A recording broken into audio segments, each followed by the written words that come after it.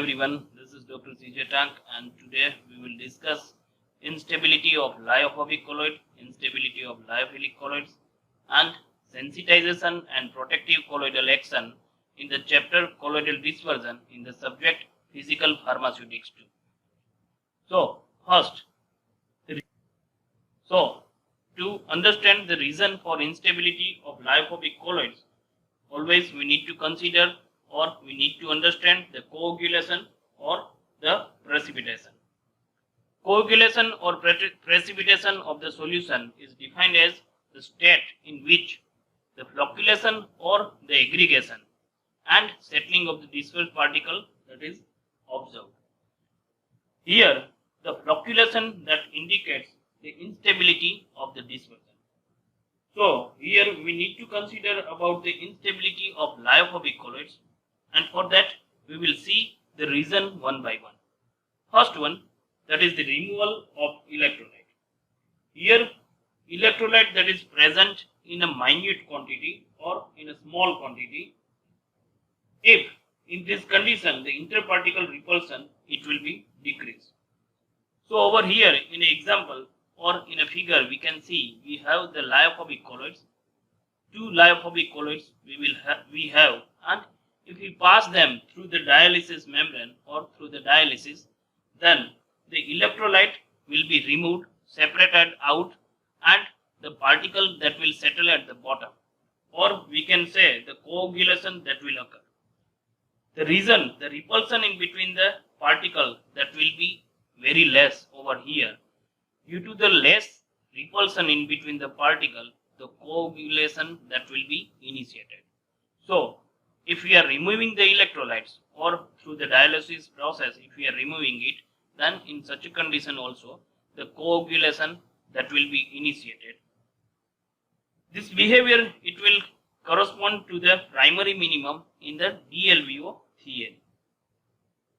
So this is one of the reasons by which the instability of lyophobic colloid, it will be initiated. Second one, the addition of excess electrolyte. For the stabilization of solution, a minute charge on the particle that is desirable. When we are adding excess of electrolyte, then particle they will coagulate and it will be separated out. For example, we have lyophobic colloids. In that, if we are adding the excess of electrolyte, then in this condition the particle they will form aggregation. That means the electrolyte they will form aggregation and the lyophobic particle that will be separated out, and due to that the accumulation of the electrolyte will be observed and instability will be initiated out. This is due to the accumulation of oppositely charged particle. We can consider the oppositely charged particle when they come together. So due to that the physical absorption we can say or the flocculation that will be achieved. Again, here also this behavior it corresponds to the secondary minimum in the DLBO theory, or we can say potential energy curve. This corresponds to the secondary minimum. So this is another one example to achieve or to initiate the instability of the lyophobic colloids. Then electrolyte of opposite charge. Here, if we have the lyophobic colloid that has the positive charge which is in a stable condition, in this positive charge lyophobic colloids, if we are adding the electrolytes which have the negative charge, so due to this condition the electrolyte of negative charge, it will be adsorbed on the lyophobic colloids which is of positive charge. So due to that the physical adsorption will be achieved, and due to that the flocculation will be initiated and sedimentation will occur. Again, this corresponds to the secondary minimum in the DLBO theory. Now the charge, that is also important to consider over here. Charge, or we can say the valency of electrolyte, it has effect on the coagulation, and which is described by the Schulz-Hurdy rule. According to the Schulz-Hurdy rule, it states that precipitating power of any ion on a dispersed phase of opposite charge, it it will increases with the increase in the valency or charge of the ion.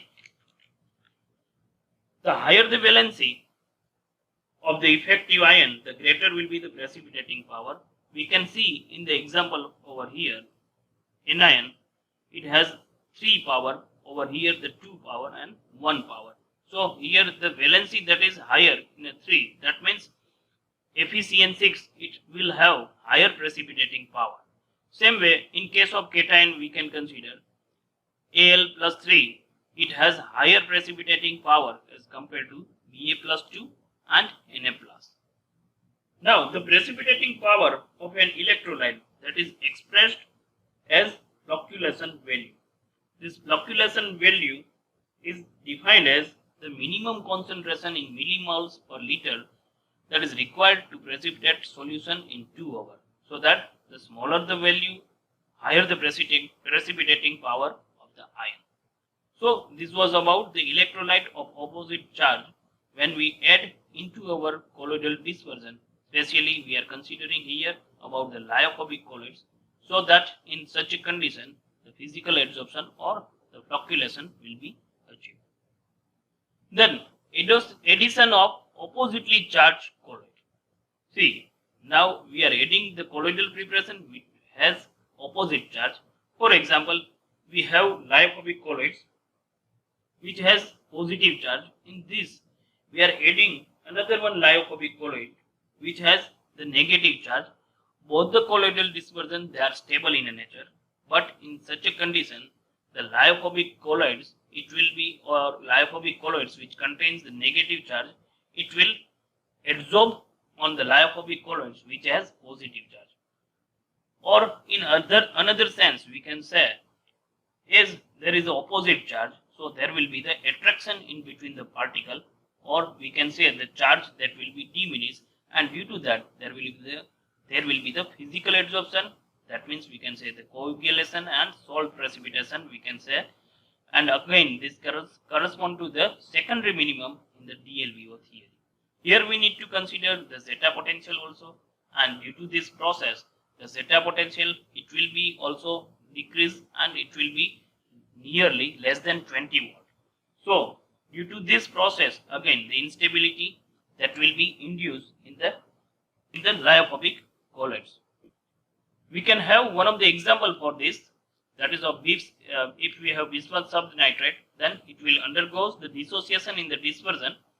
In this bismuth subnitrate, if we add tragacanth, which is anionic colloidal dispersion, then the anion, it will combine with the bismuth ion and the salt, it will precipitate out. That means it will come to the unstable mode, or we can say instability will be induced over here. So meanwhile, if we considering the lyophobic colloids, or if we are considering about the instability of lyophobic colloids, then in summary we can say concentration of electrolyte, that is very much critical to maintain the stability of lyophobic colloids. That means we should not have very less amount of the electrolyte, or we should not have very high amount of the electrolyte. According to the presence of electrolyte, it varies the zeta potential also. Very low or very high zeta potential, it indicates the instability of lyophobic colloids. So these are 4 different factors which need to consider. Meanwhile, if we are preparing the lyophobic colloids, and we need to consider about the instability of lyophobic colloids. Then instability of lyophilic colloids. Normally lyophilic colloids, they are thermodynamically stable preparation. So over here, even in this stable preparation, there might be the chances of aggregation or coagulation or precipitation. Again, we need to consider over here also some of the reason for the coagulation of the lyophilic dispersed phase. First one, that is the addition of excess electrolytes. If we have one of the stable preparation, that is of lyophilic colloids, which have one of the solvent sheath that is present to protect the lyophilic colloids, in this condition, if we add excess of electrolyte, that might be of positive charge or might be of negative charge, in such a condition, this electrolytes that will be hydrated out, and due to that there will be the less amount of the water that will be present, or no water that will be present in our preparation. So due to that, the dehydrated lyophilic colloids will be obtained.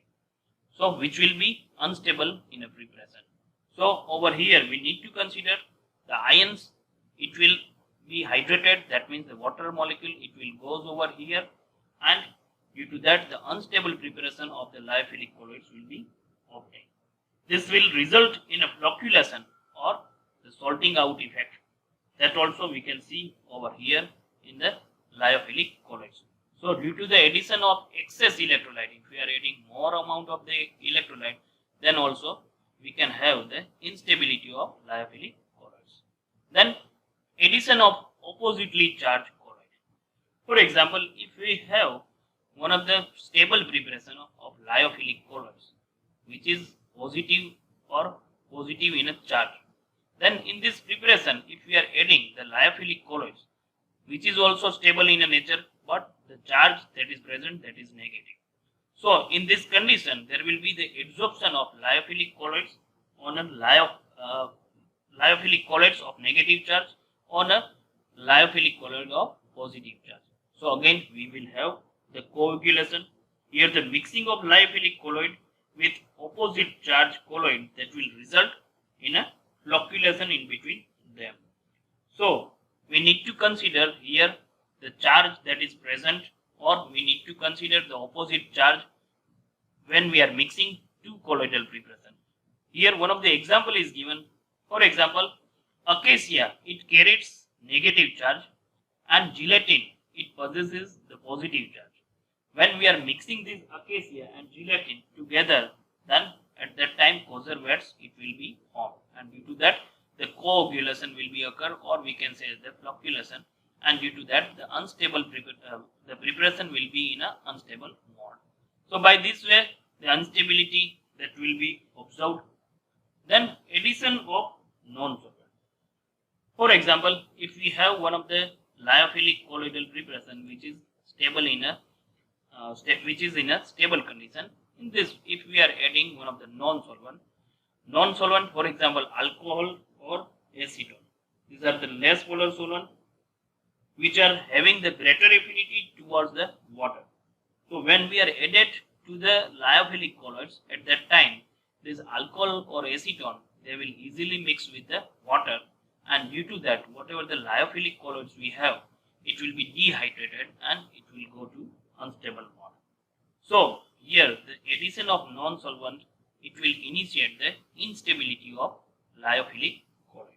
So these are some of the reasons which initiate or which induce the instability of lyophilic colloids. Now sensitization and protective colloidal action. Now sensitization, to sensitize our colloids. What is the sensitization? For example, we have positive charge stable preparation of hydrophobic colloid which has the positive charge. In this, if we add small quantity of hydrophilic colloid, then the sensitization will be induced. Due to this sensitization process, the hydrophobic colloids, in above this hydrophobic colloid, the hydrophilic colloid, it will be adsorbed. But we need to consider that we have added very less quantity of the hydrophilic colloid.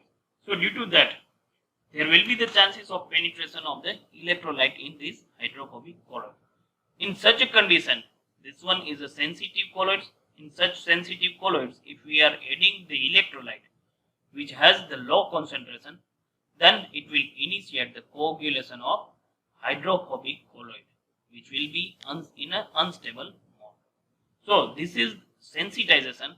Now in such a condition, if we have again the hydrophobic colloid that is of positive charge, in this if we are adding the large quantity of hydrophilic colloid, then the protective action it will occur over here, and we can say the hydrophilic colloid, it will be adsorbed on the surface of the hydrophobic colloid and it will give one of the protective action. So this one is known as a protective colloid, and this hydrophilic colloid, it will be adsorbed colloid, and this colloidal preparation that will be in a most stable. Now in this condition, if we are adding more electrolyte, then there will be no chances of penetration and the protective sheath, it will not be able to break, and due to that the penetration of the electrolyte, that is not possible. So we can say this one is the most stable. Ion cannot reach the colloidal particle, and due to that there is no coagulation of the particle. So by this way the coagulation we can prevent. And now the entire colloid, this colloidal preparation, whatever we can say the protective colloid, the entire colloid, it will behave like a hydrophilic colloid, and which is a thermodynamically stable preparation. And the protective colloidal X, the colloid that helps to stabilize other colloid, we can use this colloidal preparation to stabilize the other colloidal preparation. These are known as a protective colloid. So by this way we can decreases the instability of lyophilic or lyophobic colloids, or hydrophilic or hydrophobic colloids. So this was about the sensitization and protective colloidal action. So always, meanwhile the manufacturing of the colloidal dispersion, always we need to consider the charge that is present, or the concentration of the electrolyte that is present in our preparation. So it will help to stabilize our product. So here in this video we have considered about the instability of lyophobic colloids, instability of lyophilic colloids, and sensitization and protective colloidal action in the colloidal dispersion in the subject physical pharmaceutics. Thank you for watching this video.